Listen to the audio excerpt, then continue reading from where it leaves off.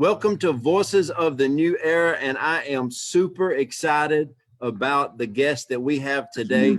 God has been just bringing just the right people in, just the right people to speak, and every person that has been on one of these Voices of the New Era, they're all saying some of the same things, but something that is different, and we're having a lot of different eclectic voices on, which has just been such a huge blessing. But today we have Apostle Jeannie Cooper, and I'm just going to let her tell you about what her and her amazing husband, Doug, do. And they're going to tell you about their ministries and some of their resources.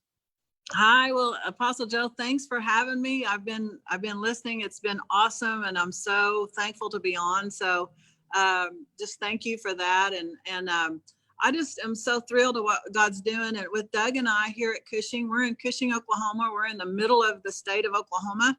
Actually, Pipeline of America is what this town is called. And we're just in the middle of everything. And we feel like that God has got an assignment for us here. And our mission is to awaken the family. We've been called to awaken the family for about 10 years now. And a lot of that has been a call to the prodigals and preparing the prodigals. And we're seeing prodigals become prodigies in what God is doing. And just honored to be able to do this. This is fun. Been apostolic for 4 years now and didn't start having fun until 4 years ago. So it's been awesome. I believe that this new era, everything we've been praying for, like you said before, is everything we've been praying for and fasting for, we're seeing it come to pass. And it's awesome. This is a great time to live. It's a great time to be in the church.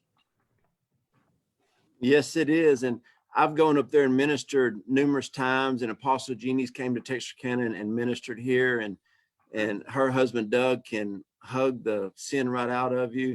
And it's just, we have a real good connection in our families. And every time I go to the Gate Revival Hub in Cushing, Oklahoma, and I'm just going to encourage anybody that if you're ever in the Oklahoma City, Tulsa area, get on social media and find where Cushing's at and drive down there and get to one of their meetings.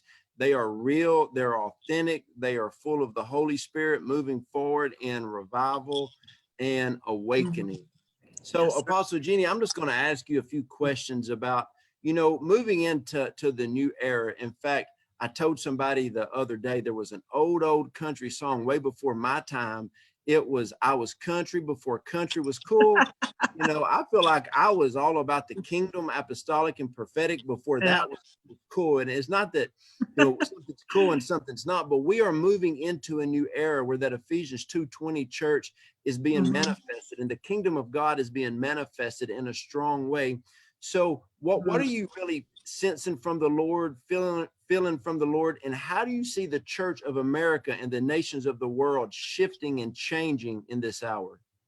Well, that song was my time, so that tells me tells everybody how old I am. But what I fortunately, Doug and I didn't get sucked into ministry type things for too many years before we found apostolic ministry and kingdom ministry.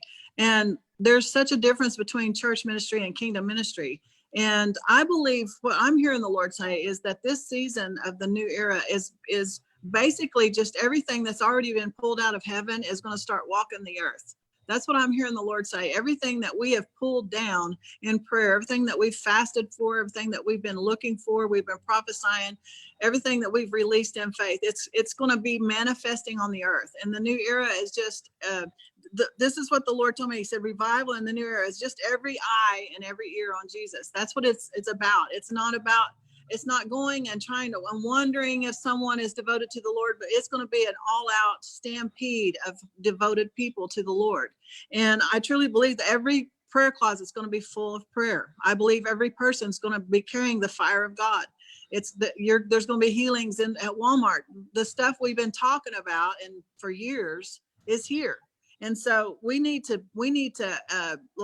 get our mindsets ready for this and not be doing this, one of these days anymore. The day's here. It is here. And we need to be ready for that. And I believe that's what the new era is about. And I'm so thankful for it. I'm so thankful. I believe that you guys, some of you guys that I've been listening to the last few years have nailed it on the new era before anybody started talking about the new era. And for us that's been excited about it is finally here. It's kind of like you're just like, God is so good. I mean, this is what we've been looking for. It's here. You know, one of the things that I love about the ministry that you guys have is when you walk in, you have a big sign that talks about awakening the family. And my wife and I, we have three kids and they're world changers, and we just love developing them. But just share y'all's heart and vision on awakening the family and seeing the full family in revival, the full family in awakening. And what does that look like to you guys? Yes, sir. Well, you know, Dr. Miles Monroe is one of my favorite people to listen to and read. And he said something that was very pivotal for me. He said, religion produces a system and the kingdom produces a culture. And one of our first shirts that we had printed said revival culture on it. We actually, the way that the Lord has got us doing the ministry here at the Gate Revival Hub and awakening the family means the entire household. It's not about trying to pull out people that look gifted or that have gifts or the shiny ones. We want the entire family. The Lord showed me one time a vision of a family sitting around a table and there was nothing on the table. And for me, I thought that meant food, but then Holy Spirit, I began to pray into it. And there was no word of the Lord in the homes. There was no dad at the table. And so whenever we say awakening the family, it's not just about having people jumping up and down. It's about having families healed, because God healed our marriage and our family. God's healing families as a whole. And what that looks like is everyday life. It's not about just coming to church. It's about taking this and implementing it into your life, to where you have a culture of revival, a culture of awakening at your job, at school, wherever it is. That's what true revival is. It's just people being full till it's overflowing. And we're called to the family. So it's families being full and overflowing. And that's apostolic in nature. It's ascending nature. And so that's how the nations are going to be one for the Lord. We can't just keep it Jesus to ourselves. We've got to get the family involved. And I believe that awakening the family is something that, large or small, it's an important mandate of the kingdom. And that's what I'm about, is kingdom. Doug and I are kingdom people. We want to be a kingdom team that works together with the kingdom marriage that flourishes in that place of culture, not just have a ministry, but live the life. Don't just walk, and walk the walk, but talk the talk and do it all. It's not no more of this just having a platform. We need people that are passionate in prayer. We need people that are passionate about the prodigals, and that's what awakening the family is about. I love that, because something that has troubled me in ministry is, like, I remember numerous times over the past few years, I would know of a minister who may get a divorce. They never missed a Sunday in a pulpit. They would never quit doing the ministry. And I've even seen some people that were doing ministry that they actually had their kids go live with other people so they could keep their itinerary. And I said, something's broken in that. Yeah. And right now, my wife and I are so blessed because none of our kids are old enough to drive, because you take on a whole new prayer language when that probably happens. Yeah. But what we do is we take our kids to last year we had 3 kids in 3 different schools. But what we decided to do right at that moment was, when we take them to school, use that time to talk to them about their day. And when we pick them up, talk with them, dissect their day. Therefore, and we teach them, like, hey, here's the deal. Mom and dad, we're older. We know what's going on. If you talk to us, we can help you go through this. Therefore, you don't keep anything harbored. You don't keep a hurt. I call it like an infection. And so my oldest daughter, Malachi, which is just a jewel. Actually, that's her middle name. But the thing is, we would talk and she would say, hey, Dad, how do I respond to this? I had somebody who said this to me today. I had a teacher that responded like this to me today. And so we would talk through it, and she was like, wow, a kid that doesn't have a mom or dad like me, they actually probably just hold that stuff in, and then they become a walking time bomb. But daily, like my kids will come up, hey, can I talk to you for a minute? We're like, yeah. And so we've taught them that if you keep stuff in, you're processing it with the 13, 14, 15-year-old mind, but you've got the ability to talk to a 45-year-old mind who's very smart, by the way. And I said, I can talk you through this. And my wife is amazing. And so we're walking them through this, and we are, and like my kids said, Dad, they've seen the good side of ministry. They've also seen the bad side. And they said, the thing that we love the most is when people do you wrong in ministry, we've seen you still minister effectively, but we also saw you crying out to God privately, and you showed your weakness and your strength. My weakness was, I can't make it without you, God. My strength is, even though I've been wounded, I can be healed and I can move forward. And so our kids don't need to think that we're perfect. My son the other day, he said, Dad, you're like Superman. I said, thank you, son. Far from it, but thank you. And so I just love that about just the family aspect that you guys carry. And I want to encourage everybody here, that you just need to really tap into voices about the family. And as we're sitting here, I'm just going to tell y'all what I'm feeling prophetically. Jeannie, you and Doug are supposed to write a book on awakening the family. There you go. And so I also want to ask you about, ever since I've known you, this is, out of all there's 982 things I like about you and Doug, but the number one thing I like about you guys is y'all are 100% God, 100% full throttle, pedal to the metal, no pulling back, no seeker friendly. It's just, we want God or nothing. And you just go for it. Can you just speak into y'all's heart behind that? Well, one of the things that we saw before we started ministry was we saw a lot of people that were miserable, performing, working, doing ministry. And we didn't really realize that we were called to ministry until our kids kept telling us, you all need to start something. You need to start something. But one of our hearts was when we would see families at the church, after church was over, everybody split. Everybody would just take off. And it was that box that they checked that week. And it wasn't a community. It wasn't a family. And so when we started the gate, we didn't realize that the Lord had us building a community here and a family here. And, Doug and I have been married almost 42 years, and the Lord has healed our marriage. He healed us in a way, fully healed us, to where I believe that marriage has got to be some kind of a sign to the people that are looking at your ministry. It is a humongous advertisement of what you stand for. And Doug and I's marriage I can't tell you how blessed that we are to have each other. And he's an amazing man of God. I tell people that come to work for us, I tell them, if you work for us and you work around this man, he'll make you a better man. And that's what it's about. It's not just about having a ministry name for us.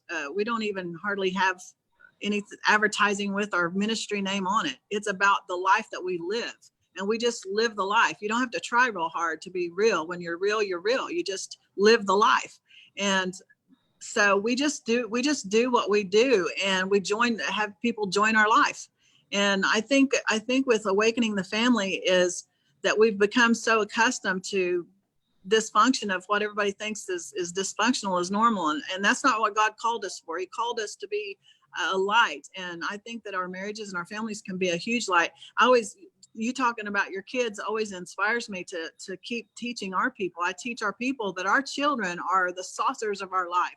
Everything that flows out of us flows into them, and they don't get a choice. They have to just receive for what we have. And so it's so important for us to walk in integrity and character, and to be led by the Spirit, so that we can be filled with what it is God has, so that when whatever overflows from us is authentically from the kingdom down to our children. And that's very important to Doug and I, always has been. And another thing that I really like about you and Mr. Doug is that you are real and you are authentic. And one of the things the Lord really spoke to me about before we started all of these podcasts and videos for Voices of the New Era is the Lord spoke to me and said that I'm going to use the real, the authentic, and here's the main word, the humble in the future.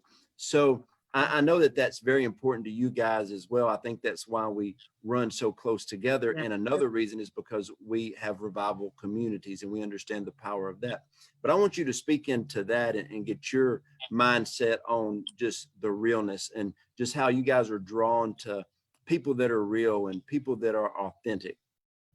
Well, I was raised by a cowboy, and my dad was he was very real, and he didn't coddle us a lot. He didn't baby us, and he was just authentic in who he was.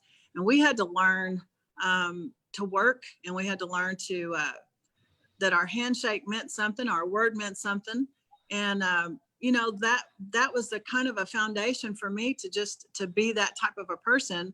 Even though when Doug and I got married, Doug's principles he was brought up, a lot. His grandparents had a lot of input in his life, and we just wanted to be a light into people's lives, but mostly to impact them so that they can impact someone else. It's not all about, we always teach our people here not to depend on us. We can lead, but we don't want them depending on us. We can have a high church service here where it's really loud and really fun and it's high church. But when it comes down to it, you got to go home the next day and you got to be you, and you got to be led. And if you can only fake so long, it gets wore out, so you've got to get down to the place where the rubber meets the road and let God conform you and reform you to a place of who you're called to be. And I believe that this is the new era is going to function in that. I truly believe that. It is 100%, because people need what is real. People need what is authentic, and they need people to, I've had a lot of people on this broadcast that's been saying, what a lot of prophetic apostolic voices are saying, that the whole celebrity Christianity, that type of stuff is over. People are ready for real life. They're ready for authentic, genuine, and living life with one another, being open, being vulnerable. And that's just a good season that we're about to really enter into. And that's, I just look at the life of Jesus. I mean, the 12 guys, the 12 dudes that he hung out with, he hung out with them. He was with them. The 70 were around him, and he was there. And so I just love that I believe that the church is going to model the actual biblical church. Now, something I want to ask you is, you just recently written a book about God's blacksmith, and you've got a whole just teaching on that. So why don't you just give us a little bit of that teaching? Well, I wrote it about a year ago. It's called Kingdom Blacksmiths. And actually, it came about as just the Lord had me watching a show one night, and I started watching these blacksmiths, and I began to make notes, and then one page turned into 2, and 2 turned into 10. And before I knew it, I was writing chapters. And then he gave me that title, Kingdom Blacksmiths, because I believe a kingdom blacksmith is a person that's been assigned to us by the Lord, assigned to us to shape and sharpen us. And we need blacksmiths in our life. And, I've studied a lot. I did a lot of research for this book because I wanted it to be authentic. And I wanted the talk of blacksmithing, I wanted it to be authentic in the culture and in the system, the way they did things. And I didn't want it to just be something that sounded cool. I wanted it to be the real thing. And so I studied a lot, and I learned so many things about what the Lord does in us. And I kept just mirroring it to people who are sent, a prodigal son that's sent, or someone. And to me, a kingdom blacksmith can be anyone that you're assigned to. It can be an apostle, it can be your pastor, a mentor, a spiritual father or mother. It's someone that is called by heaven to shape you. And I was reading about the blacksmiths in the Bible, and the original blacksmiths, they were responsible for their weapons. Anything that they made, they had to put their mark on. And if that weapon failed, they could be held accountable to death for that weapon. And that's how important it is for us to shape and sharpen the people that are assigned to us as leaders, the people who are assigned to you as a spiritual father or mother. And so Kingdom Blacksmiths is about it's taking all of those elements of blacksmithing and just applying it to the kingdom. And I enjoyed writing it so much that I just kept, and you kept me so encouraged, but I kept changing things. And I believe there'll probably be another book out of that. I'm not sure when that'll be, but I know the Lord will have me do another book of that. But I really truly believe that there's something in the word of what the Lord is doing in the new era, and preparing people is something that, prodigals are going to be running in the church by the droves. I truly believe this. And prodigals are, they're rough around the edge. They don't have anything. They don't know anything. They just are repentant and they want to come home. And we need to be able to prepare them once they get there. And so a lot of this has to do with leadership, but it also has a lot to do with being a son and a daughter, how to receive correction, how a leader should, all the mistakes that I've made as a leader, correcting what I've learned about that, what I shouldn't do and should do. All these things are in this book that was really, really a joy. The Lord just really poured it. He just poured it in my heart, and I just would type it out.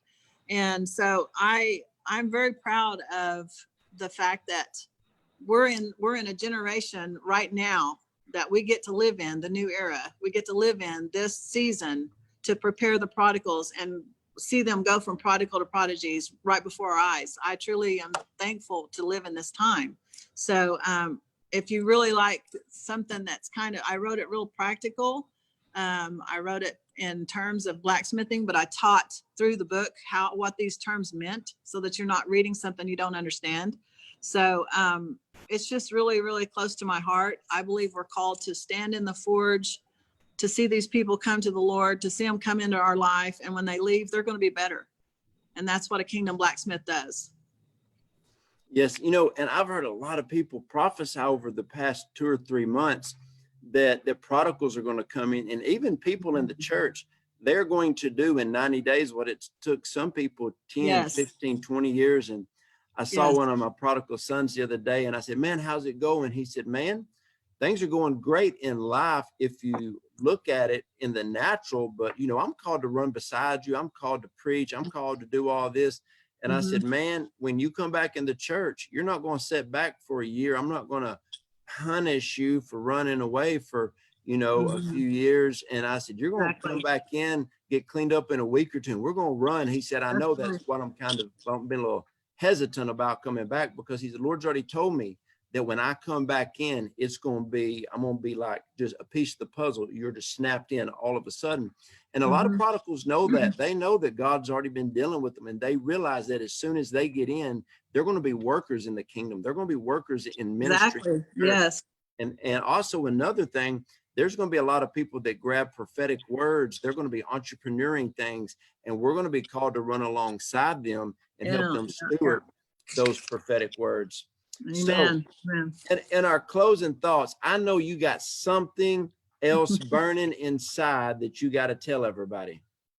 Well, when I was praying about this and the Lord was showing me something, he said 3 things to me. He said, fill to fullness to flow. And I believe the new era is just it's going to be people that have stepped into our hearts being bigger than our heads, being led by the Spirit. People that have been cultivated a lifestyle of prayer and fasting for this time that we're stepping into. And it's truly hitting the ground running as fast as we can. And I truly believe one of the things the Lord reminded me of is one time I was reading this article, and it was called The Benefits of Drinking Water. And the very first comment in this article was, if you wait until you're thirsty to get a drink, you're already dehydrated. And I thought about that, and I thought, that's what it is. The kingdom is so ready, and it's potent with promise right now. And it's so full that's what the new era is. It's hydrated people that are full of the Spirit of God, full of revelation and insight. And everybody's going to just hit the ground running. And the church is going to be blasted to a place where she to me, people was talking about, the way the church is and all that stuff. God still loves his church, and every church that's down the street and all that. We just celebrate everybody. We just celebrate everybody, because I'm not that type of person. I used to be, but I'm not. The Lord really has changed my heart about that. We celebrate everybody. We want every place to be flowing with the river of God. We want every place to be flowing with river of revival. And so I think that those people though that have been playing games with this, they're going to find out that they're thirsty, that they're been dehydrated, and there's going to be someone there that's been faithful in the place of prayer that's going to help them along. And that's, like I said, the new era, it's every eye is on Jesus. Every heart is full and devoted to him. So this is a great time. And I just want to encourage people, those of you that have gotten frustrated and trying to quit, don't quit. Don't quit now. This is the time when we need to go. We need to flow. And if you're either going to flow or you're going to go, because it's time to run. Amen. That's it. Well, Jeannie, I want to thank you for being on here with me today, and tell people how they can get connected with you and Mr. Doug.